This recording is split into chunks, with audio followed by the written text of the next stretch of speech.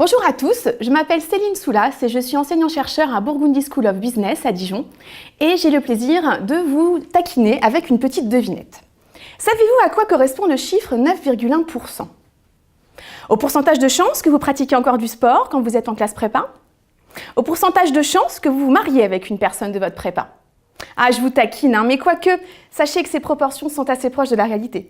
9,1%, c'est le taux de chômage en France au second trimestre 2018 selon l'INSEE. Et là, c'est assez triste, et je ne vous taquine plus. La définition du taux de chômage utilisée pour calculer ce chiffre est celle du Bureau international du travail. Et selon cette définition, les chômeurs sont les personnes sans travail, en recherche d'emploi et disponibles à court terme. Et nous verrons plus tard que cette définition est un petit peu plus complexe que prévu, mais pour le moment, il est un petit peu trop tôt. 9,1% de chômage à ce jour. Et c'est comme si la France se distinguait durablement par sa médiocrité en matière de politique d'emploi.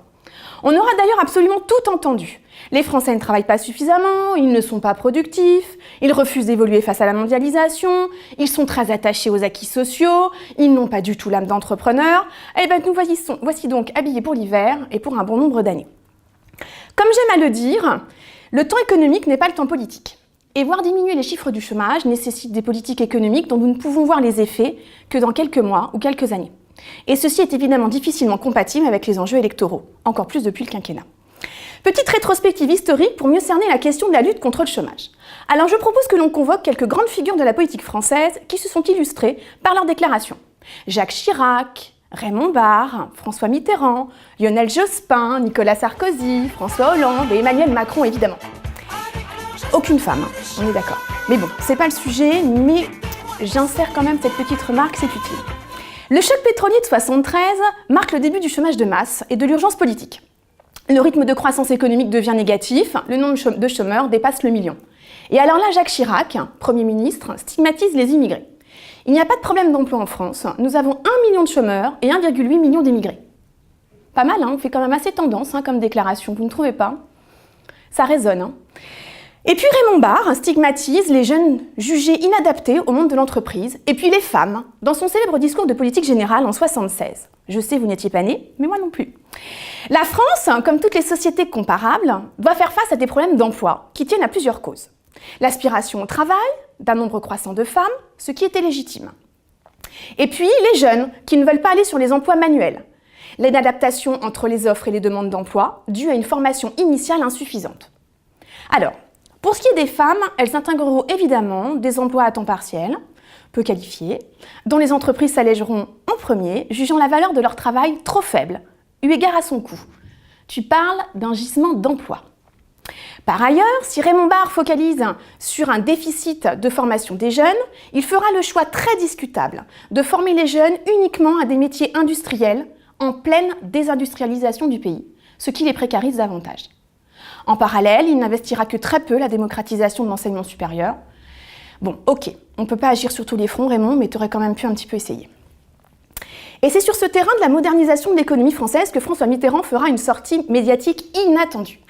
Lors d'une interview télévisée, un ingénieur toulousain évoquera l'automatisation qui permet aux entreprises de débarquer par wagon entier des salariés qui ont une expérience pourtant pointue. Alors il précisera « Que peut-on faire à court terme pour enrayer cette hémorragie ?» Et c'est exactement la question qu'il posera au président de la République, qui répondra, François Mitterrand, « Mais monsieur, ni vous ni moi n'y pouvons rien. Vous pourrez dire tout ce que vous voudrez, et moi aussi aux chefs d'entreprise. Ils iront toujours là où il y a une meilleure productivité, le meilleur rendement et le meilleur profit. » Alors là, on reconnaît le phénomène de destruction créatrice du célèbre Joseph Schumpeter. Et puis, pas très loin non plus, le paradoxe de productivité énoncé par un certain Robert Solow, selon lequel nous pouvons voir l'ère numérique partout, sauf dans les statistiques de productivité. Alors, notez ces concepts dans un petit coin de page, on y reviendra dans un prochain podcast. Continuons. La cohabitation Chirac-Jospin sera pour sa part marquée par l'avènement des 35 heures, qui entérine la question du partage du temps de travail depuis très longtemps dans les cartons. Il faut dans le premier temps entamer une réduction négociée de durée du travail, privilégiant l'emploi. Réduire le temps de travail, sans perte de salaire, représente à la fois un progrès économique susceptible de créer de nombreux emplois, un progrès social, et c'est une déclaration de Lionel Jospin dans son discours de politique générale en 1997. Alors c'est peu dire si cette loi des 35 heures, portée par Martine Aubry, ah tiens, une femme quand même. Cette loi, elle a eu 20 ans cette année et elle aura fait largement parler d'elle. Du temps pour soi, une place pour l'emploi. C'est pas mal comme slogan politique pour l'époque. Aujourd'hui, elle porte toujours évidemment la controverse. En 2016, un personnage politique, dont je tairai le nom pour préserver son anonymat, a précisé « Quand on est jeune, 35 heures, c'est pas assez ».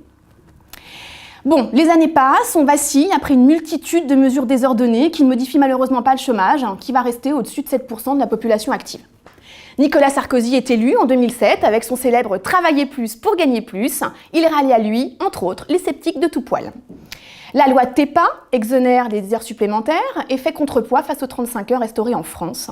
Elle posera surtout la question des inégalités qu'elle peut renforcer entre ceux qui ont un emploi et puis les autres. De cette loi, il ne reste plus rien sous le mandat de François Hollande. En 2012, il est même à l'origine d'une vraie rupture en soutenant ce qu'on appelle une politique d'offre à travers le célèbre pacte de compétitivité. Le temps est venu de régler le principal problème de la France, sa production. Et oui, je dis bien sa production. Il nous faut produire plus, il nous faut produire mieux. C'est donc sur l'offre qu'il faut agir, sur l'offre. Et ce n'est pas contradictoire avec la demande, l'offre crée même la demande. Alors là, c'est le moment absolument incroyable où tu reconnais la loi des débouchés de Jean-Baptiste Say. Si. Ce moment où un homme politique mobilise enfin des concepts économiques, dans une conférence de presse en plus, a été totalement bouleversant pour moi. François Hollande espérera jusqu'au bout inverser la célèbre courbe du chômage, mais cela ne sera pas un succès. Il dira « J'ai fait cette annonce de l'inversion de la courbe de chômage parce que je croyais encore que la croissance serait de 0,7-0,8%.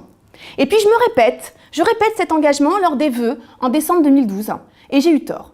Je n'ai pas eu de bol. » Alors depuis, Emmanuel Macron est élu président de la République et comme ses prédécesseurs, il s'est déjà illustré par quelques propos inattendus. Il n'y a pas un endroit où je vais où ils me disent pas qu'ils cherchent des gens. Je traverse la rue, je vous en trouve, ils veulent simplement des gens qui sont prêts à travailler. Et évidemment, beaucoup espèrent trouver un travail en traversant la rue. Mais ça, c'est une problématique de flexibilité dont on parlera dans un prochain podcast. Merci.